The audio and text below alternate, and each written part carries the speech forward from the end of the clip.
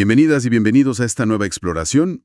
Hoy nos metemos con un tema, un tema sensible, el sufrimiento humano, y cómo lo estamos mirando hoy en día. Tenemos un artículo interesante de la doctora María Teresa Charún. Ella es psicoterapeuta psicoanalítica. Se titula No todo sufrimiento es un trastorno, dignidad en la escucha clínica. Y ya el título, nos pone a pensar, ¿no?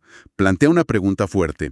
¿Nos estamos apurando mucho en etiquetar el dolor, la tristeza, la angustia, como si fueran, diagnósticos psiquiátricos? La autora deja una frase que, la verdad, da para reflexionar. El sufrimiento es humano.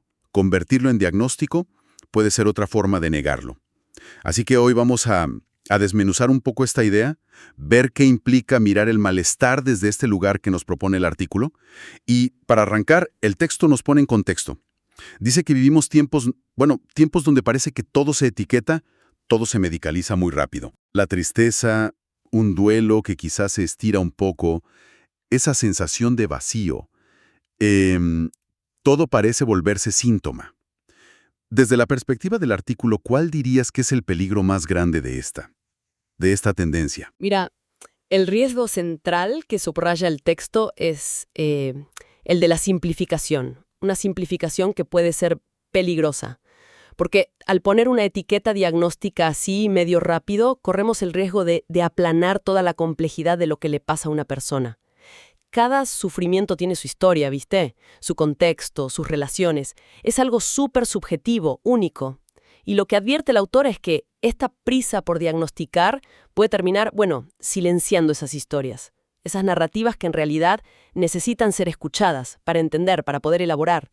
Es como si al poner el rótulo ya no viéramos a la persona que está ahí, sufriendo. Se corre el riesgo de deshumanizar, dice. O sea que, mirándolo así, el sufrimiento no sería como una falla del sistema que hay que arreglar ya, sino quizás, una señal, algo que pide ser escuchado más que tapado. Exactamente. Esa es la idea central que expone el artículo. No ve el malestar como patología automática. Lo presenta más bien como una manifestación. A veces sí, muy dolorosa, pero potencialmente legítima, significativa, parte de la vida misma. Una persona que sufre, dice, no siempre está enferma en el sentido clásico. Podría estar, como sugiere el texto, atravesando un momento vital complicado, una crisis, una pérdida importante, y eso requiere algo distinto a un diagnóstico rápido o una pastilla. Requiere lo que ella llama elaboración, acompañamiento y simbolización. Detengámonos ahí un poquito. Elaboración, acompañamiento, simbolización. Suena importante. ¿Podemos desglosar un poco qué significa eso en la práctica? Suena como a un proceso más interno, ¿no? Sí, totalmente. Se refiere a un trabajo psíquico, digamos. Elaboración es poder procesar eso que duele, digerirlo mental y emocionalmente, no solo correrlo a un costado. Acompañamiento, es clave. Es la presencia de otro, puede ser un terapeuta, claro, pero también la red de afectos que sostiene, que valida eso que sentís, que no te apura ni te juzga. Y simbolización, eso es fundamental. Es poder ponerle palabras, o imágenes, o un relato. Ponerle forma a ese dolor. Es darle un sentido, integrarlo a tu historia. Que no quede ahí como algo enquistado, sin nombre. Medicalizar de una, argumenta el texto, podría como cortar ese proceso. Impedir que la persona saque algo de esa experiencia, que la transforme. Entiendo. Es un enfoque que le da mucho valor al proceso, al tiempo que lleva ese proceso. Y el artículo, recuerdo, daba ejemplos muy claros para bajarlo a tierra. Mencionaba el caso de una mujer llorando mucho después de una ruptura. La tendencia hoy sería quizás decir, listo, depresión. ¿Qué es lo que se pierde ahí según esta mirada? Claro. Lo que se pierde es la chance de entender ese llanto en su contexto real. Quizás esa mujer no solo perdió una pareja, capaz perdió un proyecto de vida, ¿entendés? O seguridad. O se le removieron heridas viejas. Su dolor, aunque sea súper intenso, podría ser una respuesta, completamente entendible y hasta necesaria a esa pérdida. Si la etiquetas rápido como deprimida, quizás estás invalidando su duelo. y te centrase en sacarle el síntoma en vez de acompañarla a transitar eso, a que rearme su historia. El artículo sugiere que lo que necesita es espacio para ese duelo, no necesariamente un psicofármaco de entrada, ¿se entiende? Sí, sí, perfecto. Y daba otros ejemplos también, como el del chico joven medio perdido, desorientado con la presión del estudio, del trabajo. Ajá, O el niño que etiquetan fácil de oposicionista desafiante, claro. cuando quizás vive en una casa con un ambiente, no sé, muy hostil o complicado. En todos los casos, la idea parece ser, primero, validar. Primero, escuchar bien toda la historia. Correcto. Y ahí está el punto clave, me parece. El cambio de foco que propone el texto. Lo resume muy bien esa sugerencia de preguntar ¿qué te pasó?, en lugar de enfocarse solo en ¿qué tienes? Parece un detallito, ¿no? Pero es un giro enorme, porque ¿qué tienes? Busca el diagnóstico, la categoría, la disfunción adentro tuyo. En cambio, ¿qué te pasó? Bueno, eso te abre la puerta a la biografía, a lo que viviste, a tus vínculos, al contexto social, cultural.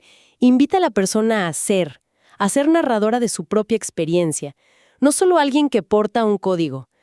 Pone el foco en la vivencia, no solo en el síntoma aislado. Y acá es donde se pone, bueno, súper interesante. Porque si el diagnóstico se usa sin este cuidado, sin esta escucha previa, el artículo dice que puede volverse una herramienta de desconexión. Suena raro, ¿no? Porque uno piensa que el diagnóstico es para conectar con una solución, como que desconecta. Bueno, la autora dice que puede desconectar de varias formas. Primero, puede desconectar al profesional del paciente. O sea, si el terapeuta solo está pensando en cómo encajar los síntomas en el manual, puede dejar de escuchar lo único de esa persona, su angustia particular, su forma de vivir eso. Ves la etiqueta antes que a la persona, digamos. Ese es un riesgo. Y segundo, y esto es muy importante, puede desconectar a la persona de sí misma, de su propia historia. ¿Cómo sería eso? ¿Cómo puede un diagnóstico desconectarte de vos mismo? El texto lo plantea así. Una etiqueta diagnóstica, sobre todo si la recibís medio pasivamente, o te la crees sin más. Te puede como fijar en una identidad estática que te limita. Soy bipolar, soy ansioso, soy depresiva. Y ese puede hacer que empieces a mirar todo lo que te pasa a través de ese filtro nada más. Y pierdes de vista otros aspectos tuyos, tus recursos, tu capacidad de cambiar. Pasas de ser alguien que está atravesando algo difícil, que está sufriendo por algo, a ser la enfermedad. Y eso, advierte el artículo, te puede quitar la esperanza, la sensación de que tenés control sobre tu vida, de que sos protagonista. Te sentís más víctima de una condición. Entendido. Es una mirada que le pone mucho peso al lenguaje, ¿no? A cómo las palabras que usamos para nombrar el sufrimiento, bueno, terminan moldeando la experiencia misma. Pero, para que quede bien claro, porque esto es importante, esta perspectiva niega del todo la utilidad del diagnóstico. Dice que los trastornos mentales no existen o que no hay que identificarlos. No, para nada. El artículo es muy clara en eso, ¿eh? No es una postura antipsiquiatría ni mucho menos. No niega que existan trastornos mentales reales, trastornos que causan un sufrimiento enorme y que necesitan intervenciones específicas. A veces medicación, sí, y diagnósticos precisos. La crítica no es al diagnóstico como herramienta, que puede ser súper útil para comunicarse entre profesionales, para investigar e incluso para que algunas personas sientan alivio al poder nombrar lo que les pasa. Eso también es real. Lo que se cuestiona fuerte es el uso indiscriminado, esa aplicación mecánica, prematura, como si fuera la única respuesta posible ante cualquier malestar humano. Ajá. Entonces, el tema es más el cómo y el cuándo se usa el diagnóstico, más que el si se usa o no. Exactamente. Se pide un uso más artesanal, diría, más prudente, que el diagnóstico sea como una hipótesis de trabajo, una herramienta más dentro de un proceso de escucha y comprensión mucho más amplio, y no un punto final que cierra la exploración. ¿Entendés? El trabajo terapéutico que describe el artículo, desde esta mirada psicoanalítica, busca, primero que nada, crear un espacio, un lugar seguro para que aparezca la palabra, para que la persona pueda nombrar su dolor con sus propias palabras, no solo con las del manual, para que pueda explorar de dónde viene ese sufrimiento, elaborar las pérdidas, los traumas, las dificultades en sus relaciones y, fundamentalmente, para que pueda construir o reconstruir un relato propio sobre su vida que le dé sentido, que integre esas experiencias difíciles en lugar de quedar atrapado en ellas. Darle sentido al sufrimiento, no solo sacarlo de encima. Ese matiz me parece central. Me resuena con la idea de que las experiencias difíciles, aunque duelan, también pueden ser fuente de aprendizaje, de crecimiento, si se les da ese espacio para procesarlas. No es solo quitar una mancha, como decías, sino entender qué mensaje trae ese síntoma sobre la vida de la persona, sobre sus necesidades, sus conflictos, quizás sus deseos no dichos. Precisamente, tal cual. Y eso conecta con lo que la autora llama una clínica ética. Y no se refiere a la ética solo como cumplir normas, sino a una postura ética de fondo, en la relación con esa persona que sufre. Una clínica que prioriza la escucha, atenta, respetuosa, de la historia única de cada uno, que confía en la capacidad que tiene la persona para encontrar sus propias respuestas, para transformar su dolor, aunque necesite ayuda y tiempo para eso, claro, y que por eso mismo resiste la tentación, que es social, es institucional, a veces hasta personal, de etiquetar rápido, de dar soluciones fáciles, de tapar el malestar con respuestas ya hechas. Una clínica ética que apuesta por la palabra, por el tiempo, por lo singular de cada uno. Suena casi a contramano de cómo funciona mucho el mundo hoy, ¿no? Que valora lo rápido, lo eficiente por sobre todo. Y de alguna manera lo es, sí. Implica ir un poco a contracorriente de esa presión por el resultado ya, por medir todo. Es una apuesta fuerte por devolverle la dignidad a la escucha.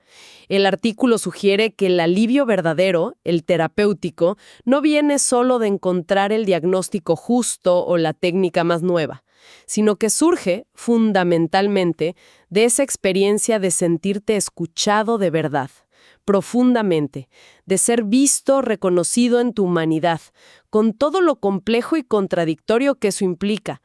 Es en ese encuentro donde la persona puede empezar a habitarse de otra manera, como dice el texto, a reconciliarse con su historia, a encontrar nuevas formas de estar en el mundo. Bueno, hemos recorrido esta perspectiva que nos invita a mirar el sufrimiento, con otros ojos. Basándonos en las ideas de la doctora Sharon, el mensaje clave parece ser ese, ¿no? La importancia radical de la escucha, de validar el dolor como parte de la experiencia humana antes de apurarnos a ponerle una etiqueta. Reconocer la historia que hay detrás del síntoma. Sí, el texto nos deja con esa tensión. Una tensión que está siempre ahí, en el campo de la salud mental.